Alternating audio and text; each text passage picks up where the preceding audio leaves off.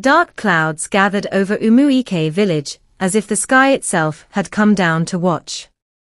The wind howled through palm trees, bending them low, carrying dust, leaves, and an uneasy silence that made even the birds disappear.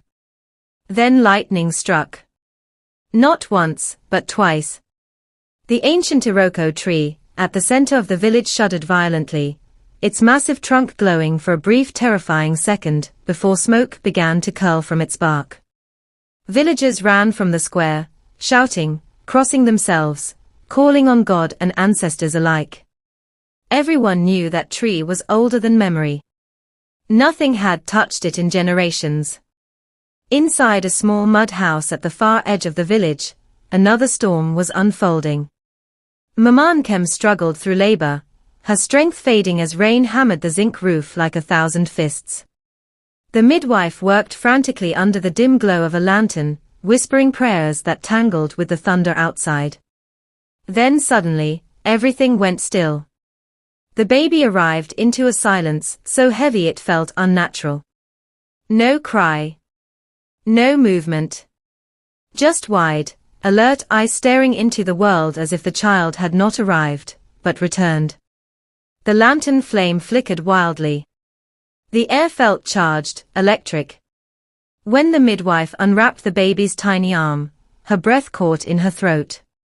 On the child's left wrist was a perfect crescent-shaped mark, dark, sharp, unmistakable. It pulsed faintly, almost like a heartbeat beneath the skin. Before fear could fully form, the baby let out a piercing cry. Thunder exploded above the house at the exact same moment. By sunrise, the entire village knew. The elders gathered beneath the wounded Iroko tree, studying the blackened bark and split branches. The oldest among them remembered stories whispered by their own grandparents, stories of famine, war, and a child born before catastrophe. When the midwife revealed the mark, silence fell like a burial cloth. Some called the child a blessing sent to protect them. Some called the child a blessing sent to protect them. Others believed she was a warning of trials yet to come. No one could agree on whether destiny had arrived as a gift or a test. The child was named Adaora. As she grew, so did the unease surrounding her. Strange coincidences followed her like shadows. Rain fell after she mentioned it. Lost items were found where she pointed. Sick animals recovered after she touched them. Even adults felt an inexplicable calm or discomfort in her presence. Children stopped playing when she approached. Some watched her with fascination. Others with fear. Adaora learned early that being different meant being alone.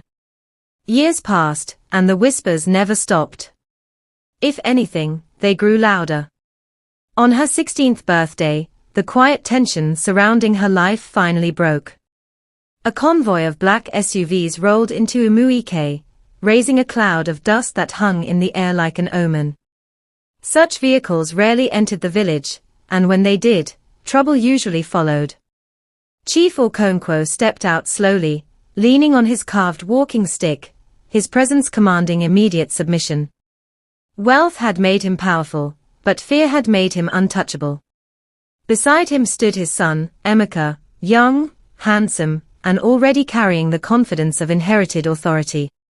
The villagers gathered at a distance, bowing their heads, careful not to meet the chief's eyes. But Adaora stood still. Unbowed. Unmoved. Something invisible shifted in the air as the chief looked at her, not with kindness, but with calculation, as though assessing something valuable he intended to possess. Her mother moved protectively closer, but even she could not block the weight of his gaze. The moment stretched too long, heavy with meaning no one dared speak aloud. Then the wind began to rise. Dust swirled around their feet. Leaves lifted from the ground, spinning in tightening circles. The sky darkened without warning, clouds gathering unnaturally fast. Adaora's crescent mark glowed faintly beneath her skin. Not bright enough for everyone to see, but enough to be felt. Across the village, Doors slammed shut on their own. Goats bleated in panic. Birds burst from trees in frantic waves. Even the chief's expression hardened, as if recognizing something he could neither command nor understand. That night, the storm returned with terrifying force. Lightning struck the Iroko tree again, splitting it clean down the middle. The sound echoed across the hills like a crack in the sky itself. People woke screaming, clutching their children, convinced the world was ending. In the open courtyard of her home, Eudora stood alone in the rain. Water soaked her clothes, streamed down her face, but she did not move.